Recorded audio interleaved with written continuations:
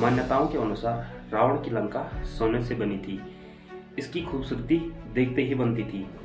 माना तो यह भी जाता है कि हनुमान जी ने रावण की लंका को नष्ट कर दिया था, वो भी अपनी पूंछ से आग लगा करके। लेकिन बहुत कम लोग जानते हैं कि आखिर सोने की लंका बनी कैसी थी। सोने की लंका को माता पार्वती और भगवान शिव से जोड़कर देखा गया है। रामायण में जिस सोने की लंका का वर्णन मिलता है वह रावण की लंका नहीं थी।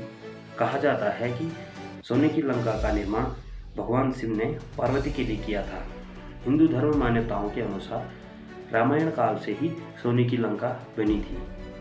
कहा जाता है कि सोने की लंका को भगवान शिव ने पार्वती के लिए बनाया था।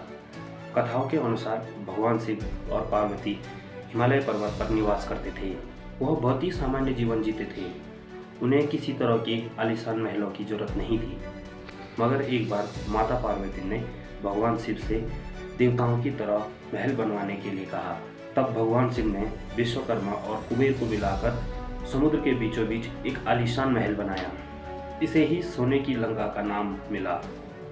रामायण काल में सोने की लंका की चर्चे बहुत दूर दूर तक फैले थे। एक बार रावण वहां से गुजर रहा था।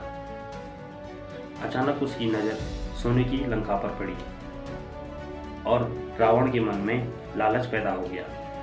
रावण साधु का भेष बनाकर भगवान शिव के पास चले गए और भिक्षा में सोने की लंका मांग बैठे। भगवान शिव तो काफी दयालु थे, जिस कारण उन्होंने सोने की लंका रावण को दान में दे दी। इस तरह रावण ने धोखे से भगवान शिव से सोने की लंका ले ली। लेकिन जैसे ही माता पार्वती को यह बात पता चली, वह बहुत क्रोधित हुई। माता पार्वती गुस्से से आग बबूला हो गई। माता पार्वती ने रावण को श्राप दिया कि एक दिन यही लंका आग से भस्म हो जाएगी। अब कुछ सालों बाद माता पार्वती के श्राप को हनुमान जी ने पूरा किया।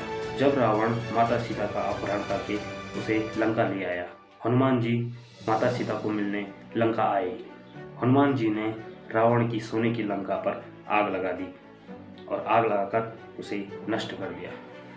दोस्तों, ये कहानी आज यहीं तक। इसीलिए कहते हैं कि अत्यधिक घमंड नहीं करना चाहिए। घमंड एक दिन चूर चूर हो जाता है। इसी के साथ इस वीडियो को करते हैं एंड। तब तक के लिए धन्यवाद।